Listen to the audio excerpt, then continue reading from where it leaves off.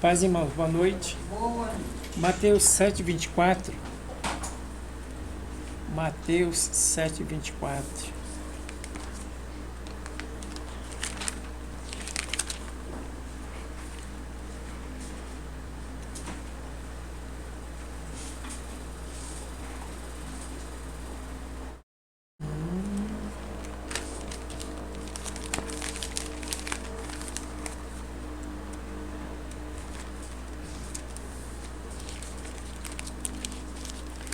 Aleluia.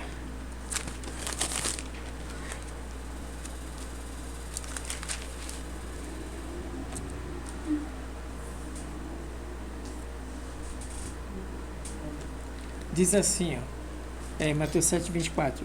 Todo aquele, pois, que escuta as minhas palavras e não as pratica, assemelharei ao homem prudente que edificou a sua casa sobre a rocha. Desce a chuva, correram rios, e sopraram o vento e combateram contra aquela casa, e não caiu. Antes de falar da palavra aqui, eu queria falar algumas coisas, né, que eu vi nesses dias.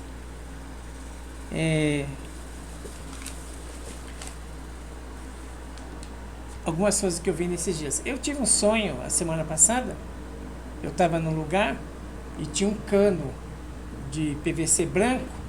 Ele estava ali, só que tinha uns arranhados profundos. E acho que ficou muito tempo ali, os arranhados ficou preto. E não saía com nada. Aqueles arranhados, né? Aquilo lá não saía com nada. Aí eu estava de costas assim, veio uma pessoa por trás de mim, jogou um líquido ali, parecia cola Super Bond, um líquido transparente. Aí jogou aquele transparente, eu passei um paninho assim, o negócio sumiu, não saía com nada. Aí eu passei um paninho assim, o negócio sumiu.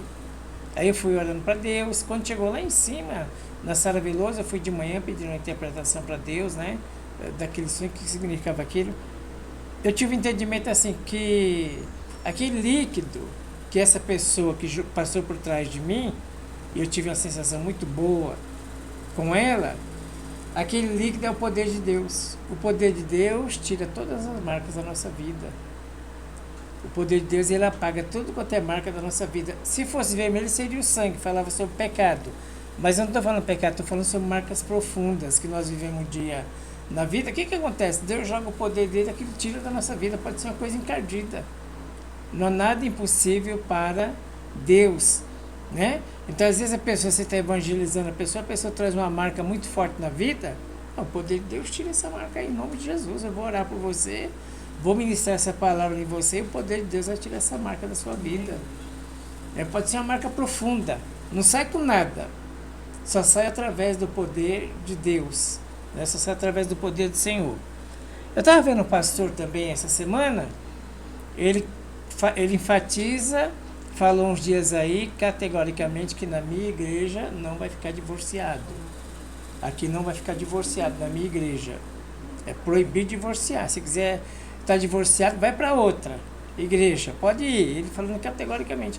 E quando foi essa semana, tinha um pastor divorciado pregando no altar dele, um amigo dele divorciado, né, pregando no altar dele. Eu vi essa semana também, eu estou de um programa aí de rádio, onde só tem pastor, né? Pastor, segundo eles lá, tudo craque de Bíblia, né? Só tem craque de Bíblia. E um deles falou um palavrão no meio da enquete. Um deles falou um palavrão, o governo vai dar, e falou um palavrão lá no meio da situação. Eu vi esses dias também, e esse dia agradeci a Deus pela sua vida. Tinha um programa na escola, e um pai levou a criancinha, amarrou um boneco no saco preto, cortou com os 2 braços cortados, a festa do Halloween. Aí amarrou o pescoço dele numa cordinha, o menininho arrastando, e o menininho com a cara daquele boneco horrível lá. Como é que chama aquele boneco feio? Chuck, né? Com a cara do Chuck e uma faca na mão, um facão na mão, e arrastando. Era o trabalho dele de escola. E aquilo fez um sucesso danado. Eu agradeci a Deus porque você é crente. Falei, graças a Deus, que nós somos crentes. Eu pensei em você. Eu louvei a Deus, falei, obrigado porque nós somos crentes. Olha que ignorância que o povo está metido. Uma criancinha levando lá como se ela tivesse assassinado alguém, mandando um trabalho daquele para a escola. Graças a Deus, nós somos crentes. Eu louvei a Deus pela sua vida, eu juro por Deus, que eu pensei em você e louvei a Deus. E Senhor, em nome de Jesus. Graças a Deus, porque nós somos crentes, não precisamos submeter essas coisas do inimigo, não. Todo aquele que escuta as minhas palavras e as pratica, assemelhei a um homem prudente que edificou sua casa sobre a rocha, desceu a chuva, correram rios, e assim sopraram os ventos e combateram aquela casa, mas não caiu. Irmão, a palavra tem vindo para nós. Jesus aqui falou uma palavra sobre edificação. Essa edificação, quem vai fazer é você. A palavra é pregada. Mas o pastor não vai edificar a minha vida. Tem coisa que é pessoal, uma edificação pessoal. Eu tenho que me edificar. Eu tenho que buscar isso aqui. Se eu for edificar na rocha ou na areia, é um problema meu. Ninguém tem nada a ver com isso. Se eu arrumar problema, Deus não tem nada a ver com isso, nem as pessoas. Eu que tenho que escolher edificar minha casa. Onde eu vou pôr minha casa? Estou falando da casa espiritual, individual, sua. Porque o vento vai soprar, os rios vão combater e nós temos que permanecer em pé. Isso vai acontecer se eu edificar. Se eu esperar o irmão edificar a minha casa, não vai acontecer nunca. Deus dá o material. Qual é o material? A palavra. Ouve a minha palavra, pratica. Ouve a minha palavra, pratica. Tem hora que nós temos que fechar os olhos e meditar nessas coisas. Edificação é uma coisa muito pessoal. Deus dá todo o material que nós precisamos. Mas a decisão, onde nós vamos edificar a casa, se na areia ou na rocha, Deus não entra nessa decisão. Ele só avisa, vai vir vento, vai vir chuva, se cuida, né? Se cuida porque elas vão combater contra a sua casa. E você tem que estar edificado na rocha, mas é uma decisão sua e minha, é muito particular.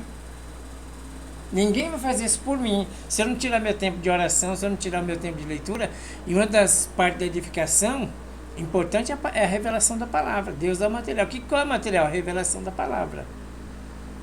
Deus vai dando a revelação da palavra, a palavra vai nos constituindo através do poder de Deus, né? Ela vai nos dando constituição espiritual, nós vamos amadurecer, nós vamos se fortalecendo. Mas quem tem que edificar é você. Quem sabe o que tem que falar para o diabo é você. Então, se essas pedras em pão, não. Eu estou edificado da rocha, não. Pulo daqui de cima, também não. Se próximo me adora, também não. Quem tem que edificar minha casa sou eu. Eu que tenho que ter as respostas para o diabo. Ninguém vai dar a resposta para o diabo por mim, não. Sou eu. Eu que tenho que decidir onde eu vou pôr minha casa. Se na rocha ou na areia. Ninguém vai fazer isso por mim. Se minha casa cair, é um problema meu. Ninguém teve culpa de nada. Ninguém é culpado de nada. Deus não é culpado de nada. Eu vacilei. E não busquei a Deus, não edifiquei. Aí minha casa caiu. Não compensa a gente ficar maquiando coisas. Como se estivesse tudo bem. Não compensa. Compensa a gente ser mais sincero um pouco, passa a vergonha que tem que passar, e mais sinceridade, mais verdade, do que ficar maquiando coisa e quando vem a chuva derruba.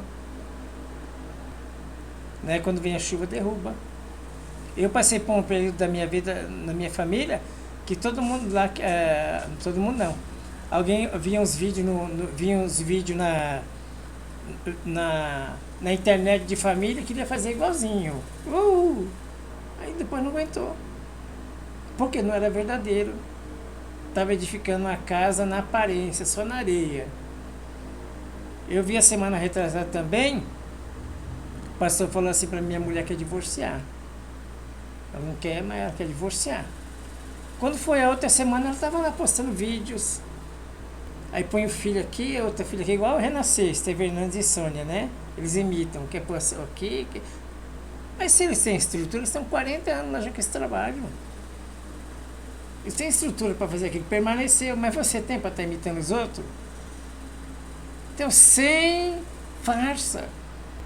É que tem pregado que entra no quarto e fala para Deus, tem que falar. Não consigo, eu não sou essa pessoa. Eu não sou isso aí, não. Estão pensando de mim, só o Senhor tem misericórdia de mim.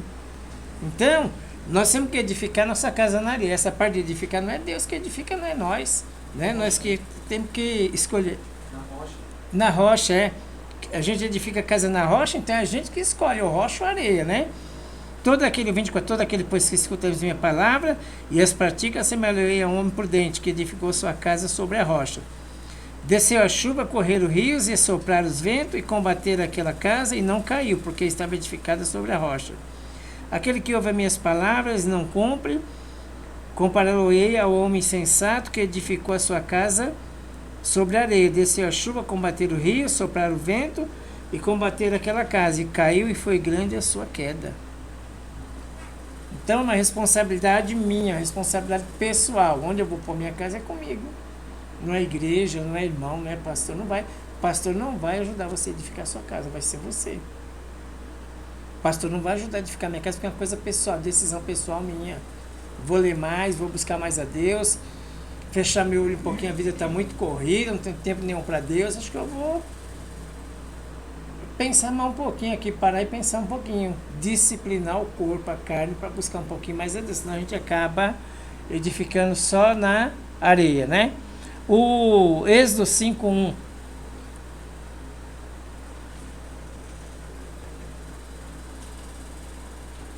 Mais tarde, Moisés e Arão foram falar com o rei do Egito e anunciaram: assim diz Yahvé, o Senhor Deus de Israel: deixa meu povo partir para que possa celebrar uma festa em louvor no deserto. Deus que a gente celebrando festa de louvor no deserto. Vai lá e fala com o faraó.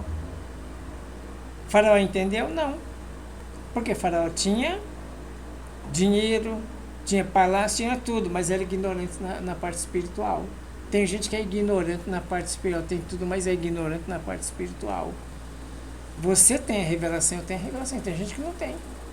Então Deus chamou a gente para celebrar uma festa lá no deserto.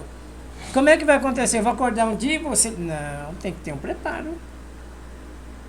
Você vai se preparar, vai ler Bíblia, vai estudar mais um pouquinho a Bíblia, vai orar mais um pouquinho, fazer um jejum, se preparando para celebrar uma festa no deserto.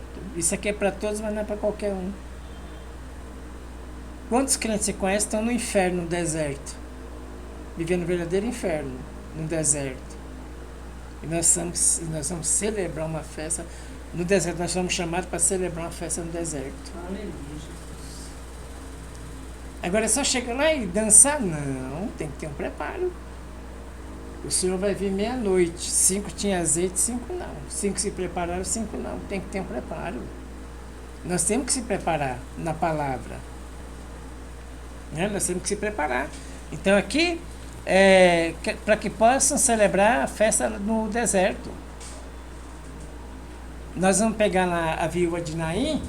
A viúva de Naim estava lá. Naim, Jesus foi na cidade dela. Chegou lá, tinha o enterro. Uma multidão que seguia a viúva de Naim, outra multidão seguia Jesus. Aí o que aconteceu? A mulher chorando, Jesus foi lá e ressuscitou o menino. Jesus foi lá e ressuscitou o menino. E a multidão que acompanhava a mulher da viúva de Naim não podia fazer nada por ela. Eles iam chorar no meio do caminho, eles iam lamentar, eles iam enterrar. Não ia acontecer mais nada do que isso, Jesus não chega. Então você não pode esperar andar com gente que só fica chorando, lamentando. Eles só vão até o enterro, vão ajudar você até o enterrar, eles ajudam. Uns querem te enterrar, o diabo usa ele para te enterrar, vivo. Mas tem uns que eles vão com você, mas é meu amigo, é seu amigo, mas não vai acontecer nada porque você tem esse amigo.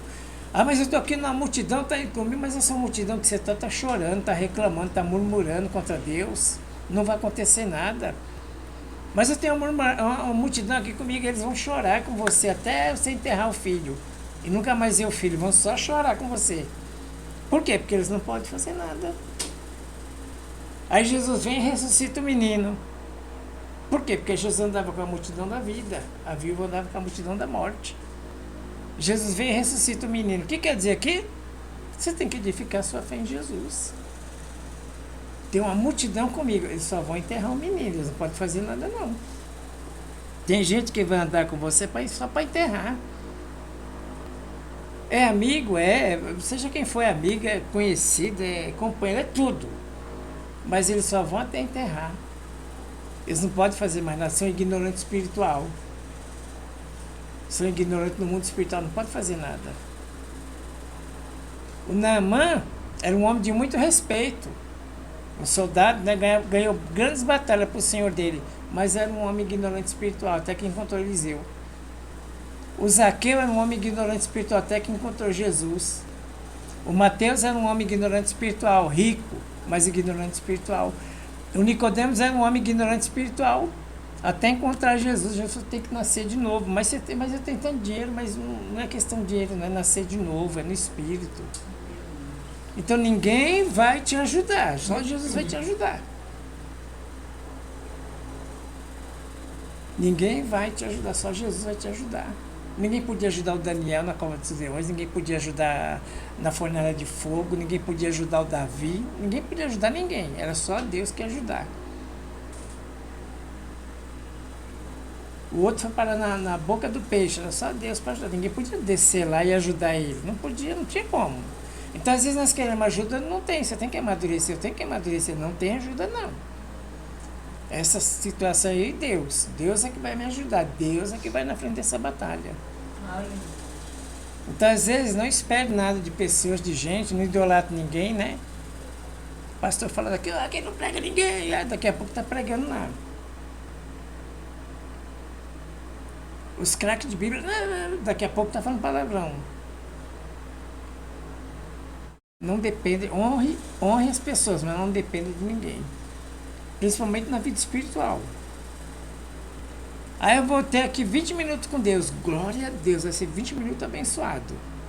Mas você vai estar lá 20 minutos, vai ser abençoado. Vai mudar muita coisa esses 20 minutos. Mas a gente não pode ficar esperando coisas em homens, né? Não podemos ficar esperando. Mateus 24:1.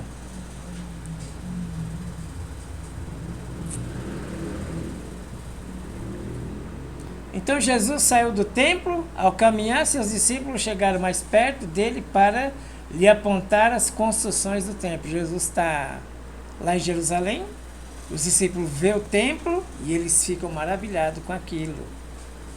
Né? Eles ficam maravilhados com o templo. Aí Jesus falou, ele entretanto lhes observou, está vendo todas essas coisas? Com toda certeza, eu vos afirmo que não ficará aqui pedra sobre pedra, pois que serão todas derrubadas. Estão maravilhados com o templo de mármore, bonito, aquela construção toda, né? Aquela coisa. Tem gente que se maravilha com tanta coisa, menos com as coisas de Deus.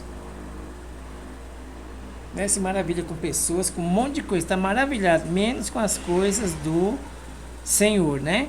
Então nós precisamos ficar maravilhados com as coisas de Deus. Coisas que são importantes para nós, que é a presença de Deus. Tem que ser, a coisa mais importante tem que ser a presença de Deus. Não é o templo suntuoso. Não é as pedras preciosas, não. A coisa que tem que ser importante para nós é a presença de Deus. Jesus falou, não vai ficar pedra sobre pedra. 70 anos depois o templo foi destruído. Pois o que ele falou, 70 anos depois o templo foi destruído. Então nós precisamos ser maravilhados com Deus, com as coisas de Deus. Precisamos se alegrar com a salvação, precisamos se alegrar com a oração, precisamos se alegrar com a leitura bíblica. Nós precisamos isso. O resto das coisas Deus vai resolver. Não tem inimigo mais forte do que Deus. Não tem ameaça. Não tem ninguém mais forte do que Deus, não tem ameaça. Então nós precisamos confiar no Senhor. O Lucas 5:11, Pedro.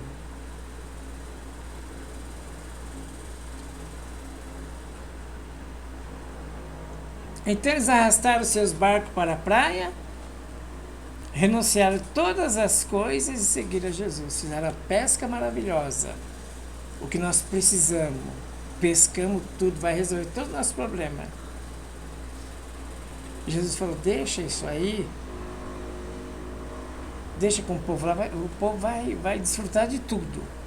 Às vezes você busca coisa para o povo desfrutar, não é para você. Às vezes nós buscamos coisa para desfrutar. Qual a melhor parte da vida do Daniel se ele trabalhar? Pedro e Sofia desfrutam do melhor. Às vezes não é nem a gente. Se a gente vê o filho bem, glória a Deus. Aqui, ele fez uma pesca maravilhosa, mas ele não ia desfrutar daquilo, porque Deus tinha um outro plano. Às vezes nós queremos ser parecido com alguém, com ciclano, com Beltrano. Nós vamos se perder, porque Deus tem um outro plano. Para o Pedro aqui, Deus tinha um outro plano. Deus para o Pedro tinha uma missão. Deixa tudo isso aí e me segue. Ele deixou tudo e seguiu Jesus. Então nós precisamos estar embaixo da obediência de Deus e precisamos aprender a renunciar a coisas.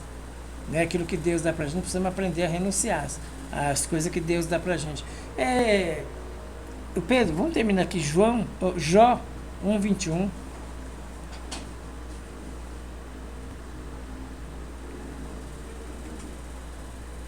Exclamou em oração: nu deixei o ventre da minha mãe e nu tornarei para lá. Hoje é difícil.